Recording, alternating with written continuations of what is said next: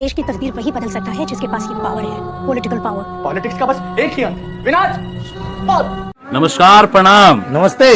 देखिए कल हम लोग वीडियो देख के आ गए द कश्मीर फाइल्स। अगर जो लोग नहीं देखे हैं तो का वो फिल्म में हुआ, ये थोड़ा सा हम लोग के जुबानी सुन लीजिए, है ना। छोटी सी कहानी सोचे कि आप लोगों को बता दें कि जो अब तक बहुत लोगों का रिक्वेस्ट हम कमेंट्स आज पढ़े हैं, समय दिए हैं खास करके, तो पता चला कि बहुत सिनेमा घरों में अब तक रिलीज बिल्कुल कोविड के कारण 50% ही लोग वहाँ जा पा रहे हैं, इसलिए हाउसफुल बहुत जल्दी हो जा रहा है। बिल्कुल, तो लोग को बताना चाहेंगे कि शॉर्ट तरीके से सुन लीजिए, ज्यादा समय नहीं लेंगे।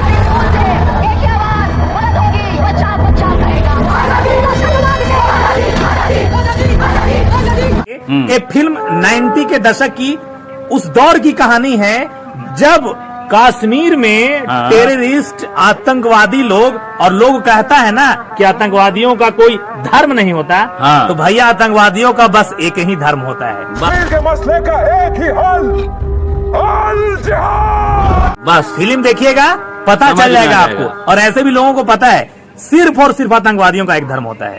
आपको बता दें कि जिस प्रकार से इस फिल्म में मतलब खड़ा करके मर्दों को, बच्चों को, औरतों को जिस बेरहमी से मारा जाता था ना, रोंगटे आपके नहीं, अरे यहाँ तक कि बीच से बंद हो जाएगी। औरतों को जलील करने के बाद बीच से काट दिया जाता था कश्मीर में। सीधा मतलब ऐसी आरी देखा ना जी, आरी काटने वाला इंसान के घुसेड़ दिया जाता था, सीधा फाड़ दिया जाता था। और तो और इस प्रकार से बेहुद्दीगिरी दिखाया जाता था। तो टेररिस्ट जब देखते थे अकेले में औरतों को ना, तो समझ रहे हैं ना, कर्म करते थे। और मतलब डर इतना बना दिए थे कि किसी एक पे अगर गोली रख देते थे ना, तो दूसरा खुद आके सामने खड़ा हो जाता था कि लो भैया हमको ही मारो। मतलब कुछ भी हो जाए, किसी की पार्टी हो, कोई भी बढ़िया नेता हो, अगर ईमानदार भी हो ना, तो उस दौर के जो नेता, मुख्यमंत्री और प्रधानमंत्री थे ना, उस दौर के ऊपर के पद पे रह रहे लोगों की वजह से ना, ईमानदार लोग को भी मजबूर होना पड़ता था। उस फिल्म में ये भी दिखाया गया है कि इंडिया कितना ताल्लुकात रखता था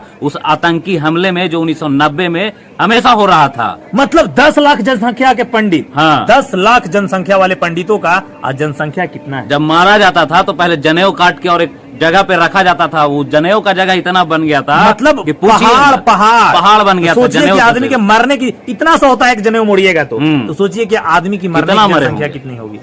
सोचिए और विचार कीजिए। और आज रिक्वेस्ट करने सबसे बड़ा उस फिल्म में एक तो था, चाहे तो धर्म बदलो, चाहे तो भागो, चाहे तो मर जाओ, मार दिए जाओ, धर्म बदलो, भागो या मर जाओ। ये तीन ही ऑप्शन सबको दिया गया था, हिंदू पंडित लोग को। बहुत लोग ईमानदार थे, कुछ करना चाहते थे, तो सीधा तौर पे यही बोलता था बूढ़े बुजुर्ग को लोग कि एक को तुमको इसलिए छोड़ेंगे कि इन लोगों के बारे में बताएगा, इंडिया में जाके बताएगा कौन। मतलब उस फिल्म में सीधे तौर पे जम्मू कश्मीर को एक राज्य नहीं, एक देश कहा जाता था, है ना। पता नहीं और क्या क्या चीजें हुई। और हालांकि विवेक अग्निहोत्री जी ने लगभग 80 से 90% सत्यता की जांच करके पूरे चीज को दिखाने का प्रयास किया। बाकी फिल्म देख के ही हमको पता चला कि विवेक अग्निहोत्री जी को कितना धमकियां आ रही होंगी।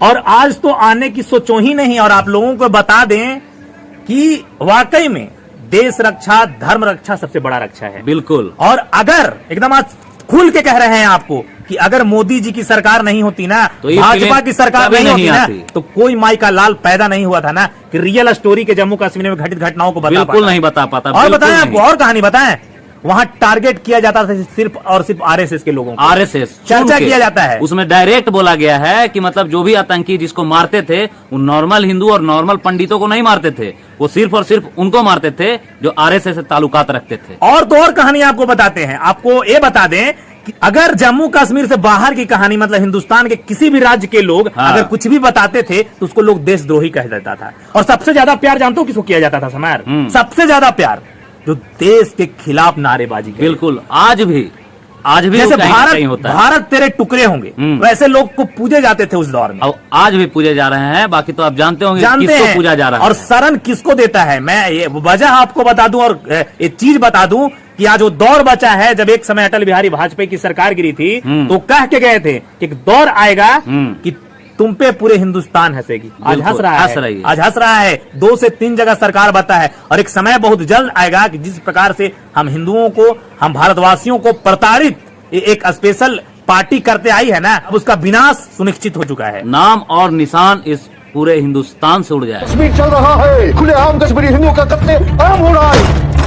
और आप जैसे और हम जैसे भाई अगर हिंदुत्व के लिए, अपने राष्ट्र के लिए, अपने देश के लिए संकल्पित रहेंगे ना, तो इन लोग का खात्मा बहुत जल्द होगा। देखिए और विचार कीजिए आप सब। विदा लेना चाहेंगे लास्ट एक ठो बोल के कुछ कि अगर हाउसफुल है तो कल परसों चौथा रोज जब होता है तब जाके देखिए ना। एकदम वर्ल्ड क्लास का रिकॉर्ड बनाया है फिल्म, वर्ल्ड क्लास का रिकॉर्ड बनाया है, सुपर डुपर हाउसफुल। महाराज इतने भाई लोग हम लोग प्रमोशन कर रहे हैं तो असर तो पड़ना चाहिए ना।